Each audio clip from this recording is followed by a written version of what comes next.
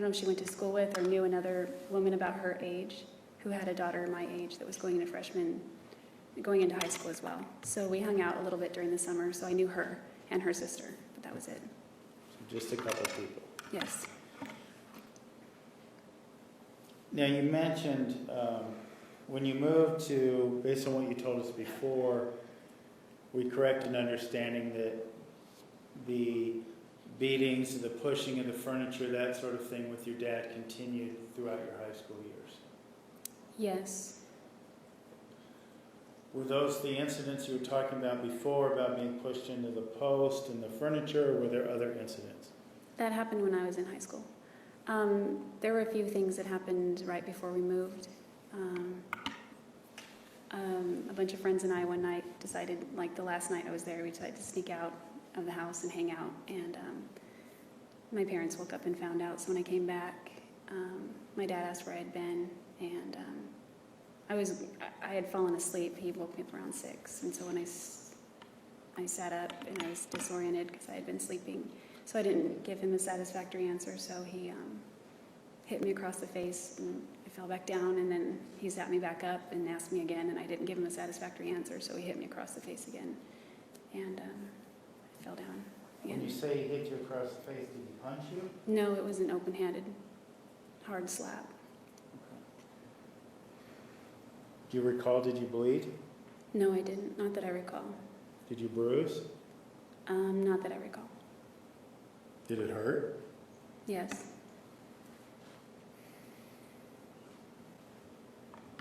Just so we can clarify as well, your dad's a pretty big guy, right? He was very big at that time. His health he's frail now, but he was very big at the time. Can you give us an idea of how tall and how much he weighed at that time? I don't know his weight, but he's about 5'11". He used to bench press 520 pounds. He was a really big guy for a while. You said he used to bench press 500-something pounds. 520, yes. Was that a hobby of his, weightlifting, or can you describe that for us? Yes, he was very much into weightlifting. He had, I guess it was like a Bowflex machine at home. I think it was called Soloflex. It was one from like the 80s, but he would use that a lot to work out. He was into martial arts. We watched a lot of movies like that. Things like that. He went to the gym frequently. To your knowledge, was your mom aware? I know you mentioned the one incident where your mom was present. Was your mom aware of your dad beating you? Well, when she was present, yes, of course. Sometimes we were on road trips together, and they would take turns if they, had to pull the car over or something. Not that it happened several times in one trip, but I remember it being both my mom and my dad punishing me in the presence of each other. And I don't know, when she was gone, I assumed they would talk about it. Okay. We talked a little bit about your dad during high school and your mom with the wooden spoon. In your younger years, did your mom's beatings with the wooden spoon, did they continue in high school as well? They continued for a short time, but I think as I turned 16, 17, I don't recall her carrying the wooden spoon around. She would just start grabbing whatever was available, like a hairbrush, or she had acrylic nails, so sometimes she would grab me and dig her nails into my skin, things like that. Okay. In high school, what were some of your interests? In high school, I was very interested in learning Spanish, so I took that all throughout high school and middle school. I was getting into art. I was excited to get my driver's license. I traveled abroad to Costa Rica to learn Spanish better. I had a few friends. I didn't really make a lot of close friends like I had before. It just seemed like I was constantly making friends and then we were moving away. So, She was asked what her interests were. sustained. Did you have a lot of friends in high school? I had a large circle of friends, but nobody I was very close with. would I be correct in assuming that your interest in art by the time you're in high school moved beyond the Crayola crayon phase? Yeah, very much so. Tell us about that. I was at my grandmother's house one day and she had an old set of oil paint, and I knew what oil paint was. I'd never worked in that medium before, so I didn't know what I was doing. I just took a piece of printer paper and started painting oil paint on this paper, and oil began to spread around the paint. So I figured, okay, that's not going to work. So I went to Michael's, the arts and crafts store, and bought some supplies and began to experiment with that and started painting. And did you work during high school? I did. My dad owned a restaurant at the north end of town. It's now a Mexican restaurant, but he owned it then, and I would work as a server there from the time I was a freshman on through, I think, 96 or 7 when he closed it. So you started working in 9th grade. How old were you in 9th grade? In 9th grade, I was 15. And was there a certain amount of days you worked while you were in high school? He put me on a few afternoons and the weekends. Okay. Did you graduate high school? No, I didn't. Why didn't you graduate high school? At the time, about 3 months, well, it's kind of complicated. Okay. Well, let's talk about it. Did you drop out of high school? Yes, I did. Where were you living at the time you dropped out of high school? I was living with my boyfriend at the time, about a little town 6 miles outside of Wairika. Let's break that. Why did you leave? Prior to that, were you living with your parents? Yes. Okay. Why did you leave your parents' home to go live with your boyfriend? I was kind of becoming tired of the discipline, and I was 3 months until I was 18, and one day they decided to ground me until I was 18 because I skipped one period in high school because there was a final for my, I was taking a college history class, U.S. history, and I didn't feel like I had adequately studied for the exam, so I skipped that period to study for the exam, and decided I would make it up the next day. So I parked my car in the parking lot of Rite Aid and just cracked open the book, and I was studying it for that hour. And my dad, somehow he found me. It's a small town, so I guess the school notified him that I wasn't present for that class. So he found me, and at that point they didn't use physical discipline that day, but I was grounded till I was 18. So I couldn't fathom being grounded for 3 months. When you were grounded in my house, it meant no phone, no TV, no friends, no social functions of any kind. You're in your room, period. So let me ask you this. This would have been towards the end of your senior year in high school, or was this at the end of your yeah, it was in May, I think. Okay, so of your senior year or of your junior year? Maybe April. My junior year, Okay. yes. So you dropped out of high school before you finished your junior year? Is that right? No, I did finish the junior year, mostly with D's and F's, because toward the end of the year, I just let it all fall apart. You mentioned discipline. You talked about grounding. Was there any particular physical incident or an incident of abuse that motivated you to leave your parents' home? One of the incident I described where I was knocked against, I called it a doorpost, I guess it's a door frame. Then at that point the guy I was dating, we started talking about me possibly moving in with him. So after that incident, I began to surreptitiously pack boxes of my things and start moving them out to his house. And then when they grounded me until I was 18, all of my stuff mostly was there. And I thought, I'm just going to go ahead. I was going to wait until I was 18 to move in with him, but it was 3 months away, and it just made sense to me at the time as a 17-year-old. So I just moved out. Okay.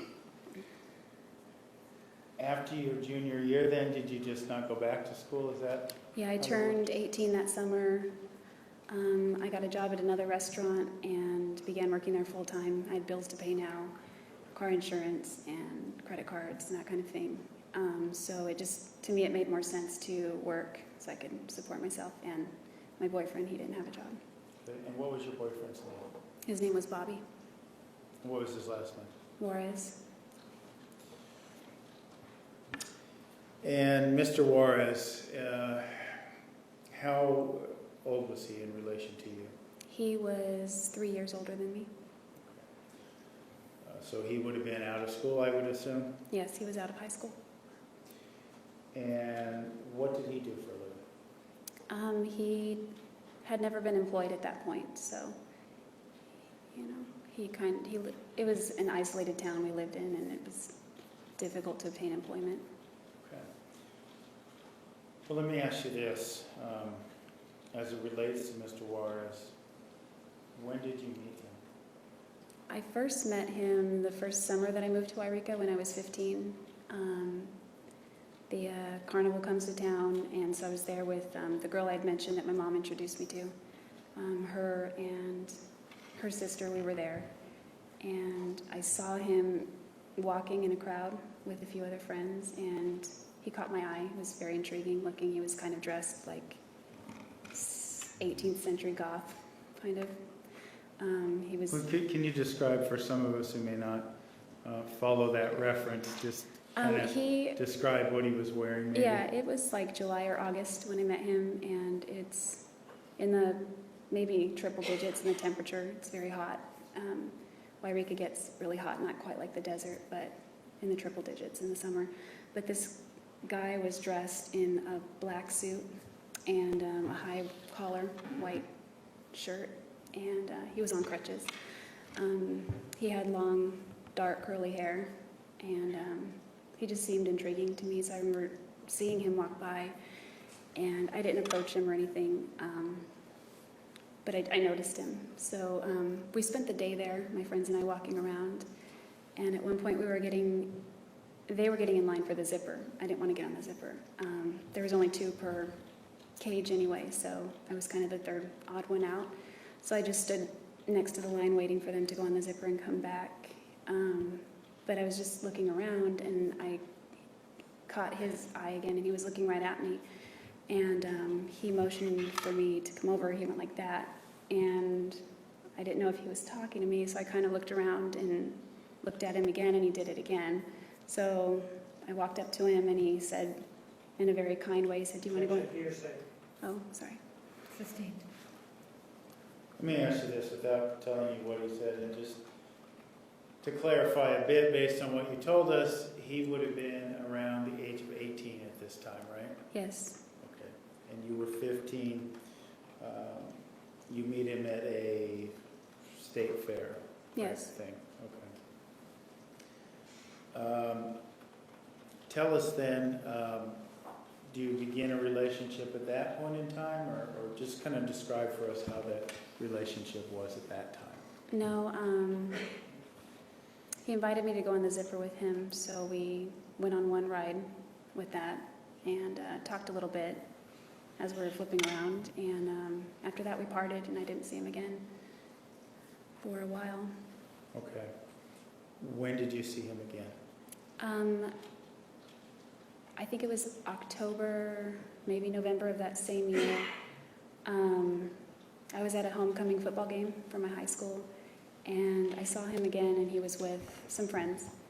And I was really shy, but I wanted to say hi to him, so I walked up to him and said, "Do you remember me?" And he said he remembered me, but he couldn't remember my name, so I told him I didn't remember his name either. So we kind of reintroduced ourselves, and he said, "Tell me your phone number, and I promise I'll remember it." So I gave him the house phone, which was my parents' phone. We didn't have cell phones. And he remembered it and called me. Did you begin dating at that time? No, we were just friends. We talked for a while. We weren't dating. Okay. He was actually seeing a girl, I think. I don't remember. Okay. So you were just friends for a period of time? Yeah, several months. We were just friends. But you were telling us he became your boyfriend at that point, so I'm assuming there's some point in time that you two began dating. Yeah, the girl broke up with him, and there was a period of time where he was single and I was single, and we started just talking more and more. And then I think it was on New Year's that year when I was a freshman, we decided to become boyfriend-girlfriend. Okay. And then you said that was your the beginning of your sophomore year? Or? I would have still been a freshman then. Okay. And you said you were going to become boyfriend and girlfriend with Yes. him. Okay, you guys decided that. Was he still in high school at that point in time? No, he was out of high school. And to your recollection, was he working at that point in time? No, he wasn't working. Okay. Describe for us then what being boyfriend and girlfriend at that stage in your life meant for you and Mr. Juarez. For us, I didn't have a car. I didn't have a driver's license yet. I think I was getting my permit that year. So he would come to town, and so during lunch, a lot of kids would leave campus, and there's a small gas station, USA gas station, near the high school. So I would walk down there, and he would be there. There was an arcade there, and he really liked video games, so we would meet there and just hang out, hold hands, that kind of thing. Okay. How long at this point in time, how long did you date Bobby continuously from the time that you were 15 till you moved out of the home? No, we stayed together for a while, and I think at age 15 I felt like the relationship was getting very intense. He was talking about being together forever, and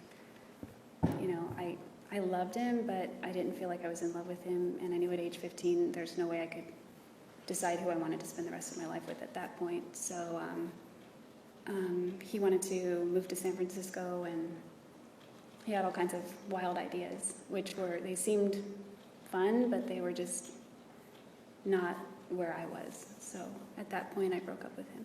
What do you mean wild ideas? Well, he entertained the belief in vampires, and he thought, well, let's go to San Francisco and see if we can find some real vampires. And, I used to read Anne Rice novels at the time. It didn't seem realistic to me, but it seemed like it was just an idea that I would go along with, with him. And this was at a time when you were about 15 years of age. You wanted to move to San Francisco and hunt vampires, right? So we could live together forever and be together forever.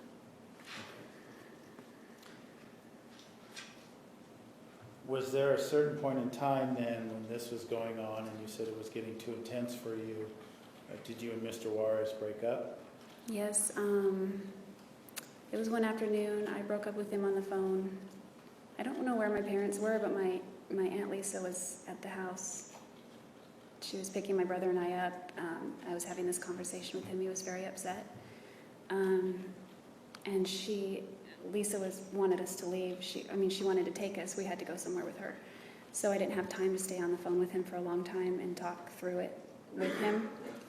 So I had to sort of abruptly end the phone call shortly thereafter, and it was, I don't know, I guess he didn't take that well.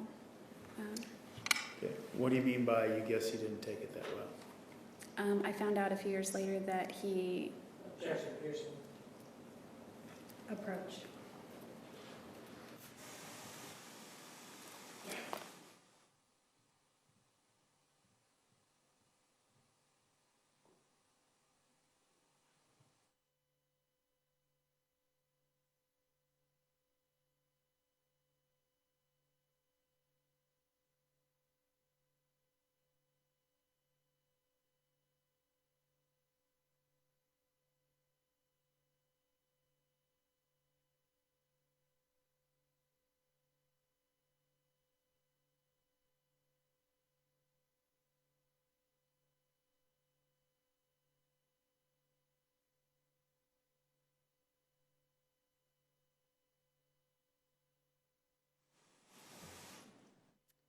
Overruled. You may continue. Sorry, Ms. Arias. I was described, we were asking, you said you understood that Mr. Juarez didn't take the breakup you had when you were about 15 so well. Describe for us what you mean by that. I learned a few years later that he slit both of his wrists and tried to kill himself, and he was committed to some kind of psychiatric ward in Citrus Heights, just north of Sacramento. Okay. Did you have, after this phone call where you broke up and you left the home, did you have any sort of relationship with him in between that and the well, let me ask you this way. It sounds like he was your boyfriend again about the time when you turned 18, right? A few months Yes. beforehand? Okay. How did that come about? We didn't talk at that point for a few years.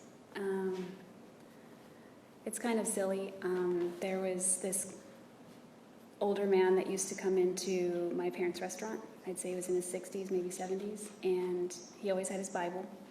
And it was a small pocket version of the New Testament, and he had it all marked up, and he was always, quoting Bible scripture and things. And he had done the math in the Bible and determined that he knew when the second coming was going to occur. And he said it was going to occur September 23rd, 1997. So I was really naive, and I kind of believed him. So he would come in weekly or several times a week on my shift and continue to reiterate that. So, at the time I was non-denominational Christian, and this seemed important. So I thought that Bobby should know about it, because at the time he wasn't religious, and he was uncertain about his spirituality, at least when I last had known him. So to me it was important that he at least hear that information, so he could make a decision for himself. So I made contact with him again and called him.